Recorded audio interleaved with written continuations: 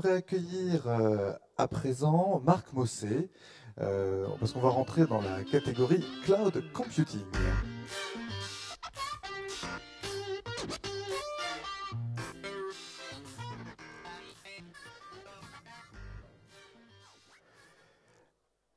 Marc Mossé, vous êtes directeur des affaires publiques et juridiques chez Microsoft. Microsoft qu'on ne présente plus, mais qui a de multiples visages et que vous nous représenterez sous l'angle de l'informatique en nuage.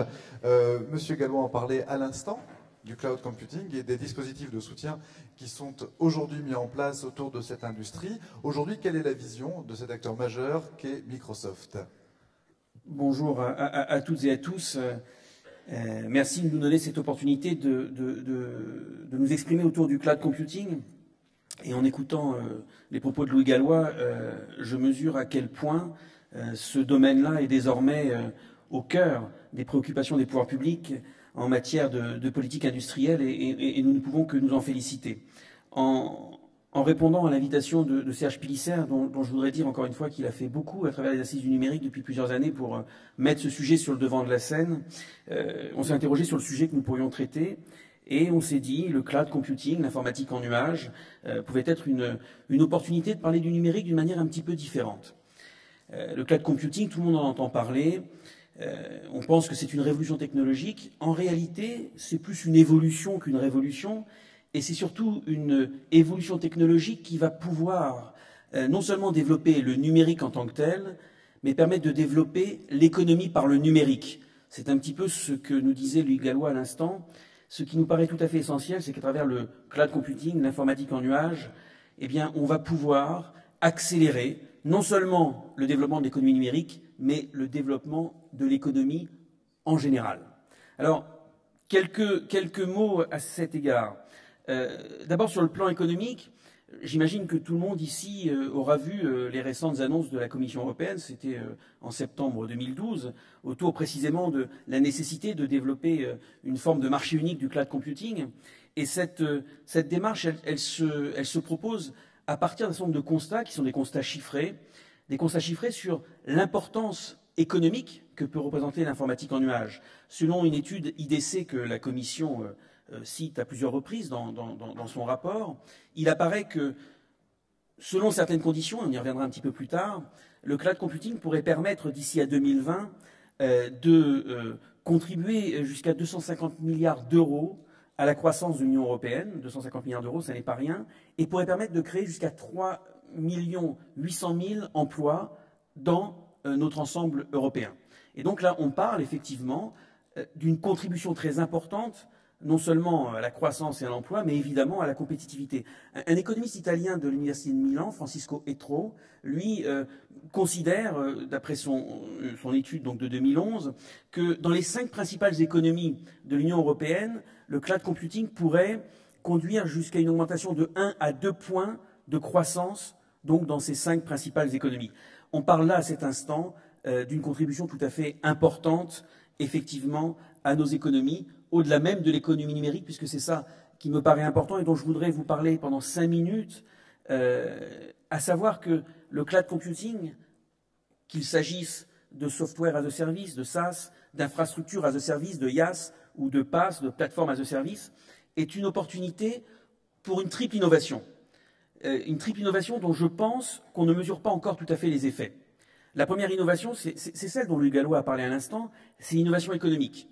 Non seulement pour les grands groupes, non seulement pour les pouvoirs publics et l'administration, la réforme de l'État, mais également pour les PME. Pour une raison bien simple, et j'imagine que tout à l'heure, Philippe Tavernier ou Patrick Stark nous en parleront, ou également Bouygues Télécom, sur le cloud à la française. Mais c'est une opportunité extraordinaire pour beaucoup de PME et même de start-up d'accéder à une puissance de calcul à un coût qu'elles ne connaissaient pas jusqu'à présent, à un coût moindre qu'auparavant. Et donc ça leur permettra de se déployer, de se développer, sans investir lourdement dans des serveurs, mais plutôt en étant dans des dépenses de fonctionnement, un petit peu comme elles peuvent se servir eh bien, de l'eau, de l'électricité, et y compris en termes de développement avec des plateformes, eh bien, d'accéder à de la puissance de calcul de façon plus fluide et moins coûteuse. Et donc du point de vue de la création d'un écosystème, du développement d'un écosystème, puisque c'est ça dont nous parlait Lou Gallo à l'instant, le développement de cet écosystème qui est au cœur de l'économie numérique. D'ailleurs, c'est assez frappant, quand on parle d'économie numérique, on ne parle pas de sous-traitance, on parle de partenaires qui peuvent avoir des tailles diverses. Eh bien, le cloud computing est à cet égard une opportunité incroyable sur le plan économique, d'innovation d'usage, d'innovation de solutions, et c'est l'une des premières choses que l'on doit avoir à l'esprit si l'on veut bien considérer que le cloud est effectivement un élément qui permettra de développer notre économie. La seconde dimension d'innovation que je voudrais évoquer, dont on parle peut-être un peu moins, et pourtant Dieu sait que je la crois très importante, y compris in fine par ses retombées économiques, c'est ce qu'on pourrait appeler l'innovation sociale ou sociétale. Parce que le cloud computing, par l'accès à la puissance informatique que j'évoquais à l'instant, est aussi une opportunité de modifier nos façons de travailler. L'étude IDC que je citais de 2011 indiquait que pour 46% des entreprises qui voulaient se lancer dans le cloud, eh bien, l'un des gains auxquels elles escomptaient accéder, c'était celui de la mobilité de leurs salariés, la mobilité de leurs solutions. Et quand on regarde la façon dont on peut imaginer de travailler demain grâce au cloud computing, plus de télétravail. On parlait beaucoup de télétravail dans les années 70, ça fait un petit peu daté. Et pourtant, imaginez que les gens passent moins de temps dans les transports, que les gens aient une nouvelle équipe de vie personnelle et de vie professionnelle, que les gens s'organisent différemment. C'est une modalité de changement de nos sociétés dont on a parfois l'impression qu'on la néglige et dont, à l'évidence, elle peut être à l'origine de profondes transformations qui, là aussi, pourront faire naître de nouveaux écosystèmes, de nouvelles innovations économiques, y compris dans les collectivités territoriales, et peut-être d'abord dans les collectivités territoriales. Et cette seconde innovation, elle n'est pas négligeable, même si on peut ajouter en termes de développement durable le fait qu'il y a aussi des économies d'énergie à la clé. Aux États-Unis, les grandes entreprises considèrent que l'usage du cloud pourrait leur faire économiser 12,8 milliards en termes de dépenses d'énergie. Donc on ne parle pas de sommes négligeables. La troisième innovation dont je voudrais parler à cet instant, et qui là aussi n'est pas forcément toujours associée au cloud computing, mais qui est pourtant d'une importance, je crois, majeure, parce qu'elle est à la fois sociale et économique, c'est l'innovation démocratique, c'est l'open data. L'open data est évidemment profondément lié au cloud computing, parce que le cloud computing, c'est beaucoup de données ouvertes, et c'est la possibilité de créer un accès à des informations dans des proportions qui ne se connaissaient pas jusqu'à présent. Et en plus de l'accès à ces informations, et donc un rapport au pouvoir, un rapport à la transparence, un rapport à l'exercice démocratique totalement différent, il y a aussi la possibilité de faire naître un écosystème de start-up, de jeunes pousses, qui pourront développer les applications autour de ces données libérées. Et on voit donc que l'innovation économique, l'innovation sociale, sociétale et l'innovation démocratique sont des opportunités que crée le cloud computing d'une façon sans doute inédite dans l'intensité qu'elle nous propose aujourd'hui. Mais une fois que j'aurai dit ça, je ne voudrais pas terminer mon propos, surtout avant la table ronde qui me suit, sans poser quelques questions que d'habitude on considère comme dérangeantes, mais que je pense tout à fait bienvenues. Parce qu'une fois qu'on a dit tout ça, je suis à peu près certain qu'un consensus se dégage. La question qui vient, mais à quelles conditions va-t-on pouvoir réussir cette transformation? J'allais dire, à trois conditions, à mon sens. La première, c'est que le cloud réussira s'il y a de la confiance dans ce qu'il représente. La seconde, et qui est une conséquence de la première, jusque-là c'est assez logique, c'est la transparence. Il faut de la transparence dans ce domaine-là. Et la troisième dimension, c'est la concurrence. Alors, on a vu surgir depuis quelque temps une thématique un petit peu forte, puisque c'est le titre de la table ronde suivante. Il faut donc un cloud souverain, puisque en France, la réponse à cette question, c'est un cloud souverain, on l'a dit, un cloud français. À l'évidence, la question est légitime. Elle est tout à fait bienvenue, il serait stupide de la balayer d'un revers de main. Je m'interroge simplement pour savoir si elle est posée de la bonne manière et si derrière le mot souveraineté, on met ce qu'il convient de mettre pour répondre aux enjeux et aux opportunités que j'évoquais à l'instant. Pour ma part, peut-être est-ce une déformation de juriste, mais j'ai toujours considéré que la souveraineté n'avait rien à voir avec la fermeture. Elle a plutôt à voir avec l'ouverture et elle a à voir avec une notion que je crois essentielle en matière de cloud computing, qui est celle de la garantie des droits. Ce qui apporte à cet instant, et on le voit dans toutes les études qui sont portées auprès des chefs d'entreprise, qu'il s'agisse de grands groupes, qu'il s'agisse de PME, mais également auprès des pouvoirs publics, c'est qu'il y a des interrogations extrêmement légitimes autour de la protection des données personnelles et de l'utilisation qu'en est faite. Et la réponse à cet instant, elle n'est pas dans une espèce d'oxymore que c'est le cloud souverain, puisqu'on sait depuis quelques années que les nuages ne s'arrêtent pas aux frontières. On a connu quelques interrogations, mais il semblerait que la réponse ait été apportée à cet égard. Donc je ne crois pas que la réponse soit dans la fermeture, elle est plutôt, et c'est ça qui est important dans la souveraineté, dans la garantie des droits qui est apportée à ceux qui vont confier leurs données à un certain nombre d'acteurs, quelle que soit leur nationalité. Parce que, d'abord, et ça envoie à la concurrence, le cloud computing, ce n'est pas une solution univoque. Le cloud, il peut être public, c'est sa dimension, j'allais dire, presque sublimée, l'économie d'échelle la plus absolue. Il peut être privé, il peut être hybride, il peut être communautaire. Et puis, les entreprises peuvent aussi décider de ne pas placer certaines de leurs données dans le cloud et de les garder chez elles, on-premise, comme on dit dans le monde de l'informatique. Et donc, il y a une pluralité de solutions qui sont offertes à cet instant.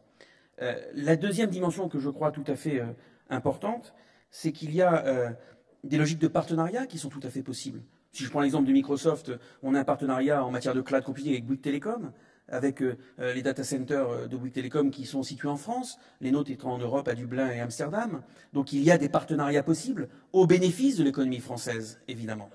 Et puis il y a une troisième dimension que tout le monde a à l'esprit et par laquelle je voudrais terminer, c'est qu'en matière de protection des données personnelles et de protection de la vie privée, il y a aujourd'hui beaucoup de travaux engagés autour des garanties que l'on peut apporter. Et si la souveraineté, c'est la maîtrise que l'on a de sa vie, la maîtrise que l'on a de ses données, à ce moment-là, je crois que d'une part, il est important qu'il y ait un droit harmonisé en Europe pour effectivement permettre ce marché unique, mais apporter des garanties uniformes sur le territoire européen. Il est important que les acteurs du cloud computing, en tout cas pour ceux qui le veulent, et qui veulent répondre à ce triptyque de la confiance, de la transparence et de la concurrence, apportent des garanties dans leurs contrats. Nous, on s'y est engagés, on a été le premier groupe international à mettre des clauses contractuelles type dans nos contrats pour apporter, y compris des garanties d'audit sur les données à nos clients. Aujourd'hui, il y a un thème qui est évidemment sur la table à travers notamment le projet de règlement sur les données personnelles que l'Europe est en train de discuter, le terme des BCR, qui est les Binding Corporate Rules, c'est règles internes que les entreprises proposeraient sous l'œil des régulateurs pour apporter un ensemble de réponses effectivement concrètes à ces interrogations sur les données. Et puis il y a les normes internationales, la norme ISO 27001 sur la sécurité à laquelle nous avons accédé. Il y a tous ces outils qui font que l'on peut à ce moment-là répondre à la question de la souveraineté. Et je ne mettrai pas de côté une question que tout le monde a certainement à l'esprit, en tout cas si vous ne l'avez pas, je vous la donne, c'est le Patriot Act, puisque c'est l'argument qui vient à la fin. Et je dirais juste deux mots à cet instant, trois. Le premier, c'est que j'étais assez surpris, mais je comprends pourquoi ce thème est revenu à la surface, alors que le Patriot Act existait à l'époque où il y avait de l'infogérance, de l'outsourcing, et qu'il s'appliquait de la même manière et que personne n'en parlait. Donc il n'y a pas grand-chose de nouveau à cet égard sous le soleil. Le deuxième élément de réponse que je voudrais dire, c'est que le Patriot Act s'applique à des questions qui sont liées au terrorisme et à la protection contre les menaces terroristes. Et donc c'est un champ d'application particulier dont en principe tous les États souhaitent effectivement qu'il soit possible de se protéger contre des agressions de cette nature-là. Et troisième dimension, qu'on oublie souvent, ou qu'en tout cas volontairement on semble écarter, c'est que lorsque le Patriot Act est mis en œuvre aux États-Unis, y compris d'ailleurs, le cas échéant pour des entreprises d'une autre nationalité qui auraient des filiales aux États-Unis, c'est sous le contrôle d'un juge, et ça ne se fait pas de n'importe quelle manière. Et ce type de législation que nous connaissons dans tous les pays, y compris en France, ne doit pas servir d'épouvantail, et surtout considérer, surtout que lorsqu'on regarde les règles sur la protection des données personnelles, que le Patriot Act est envisagé d'une certaine manière dans les clauses contractuelles type de l'Union européenne, adoptées en 2010, puisqu'il est prévu, comme toujours dans nos droits d'État démocratique, qu'il y ait une balance entre la protection de l'ordre public, l'intérêt général, la protection de nos concitoyens, et évidemment la protection de nos libertés individuelles que représente la vie privée. Donc le Patriot Act vient dans le débat, ne lui attribuons pas la puissance d'un fantasme, et reposons-nous bien la question de ce qu'est effectivement, et j'en terminerai par là, la souveraineté. C'est cette maîtrise sur nos données, garantie des droits, et à ces conditions-là, nous pourrons trouver dans le cloud computing toutes les opportunités y compris et surtout pour l'économie française, parce que Louis Gouallois le disait très bien à l'instant, nous avons de formidables atouts, il ne faudrait pas les négliger. À cet instant, je terminerai par un proverbe arabe qui est que le nuage est une promesse, alors que la pluie est une promesse tenue. Et j'aimerais que le cloud computing soit un nuage qui nous annonce beaucoup de pluie, d'innovation, de croissance et d'emploi, avec une logique partenariale, nous nous y sommes engagés en France, une logique de garantie des droits, parce que dans ces matières-là, ce qui importe, c'est que l'on travaille ensemble pour réussir pour le pays et pour la France.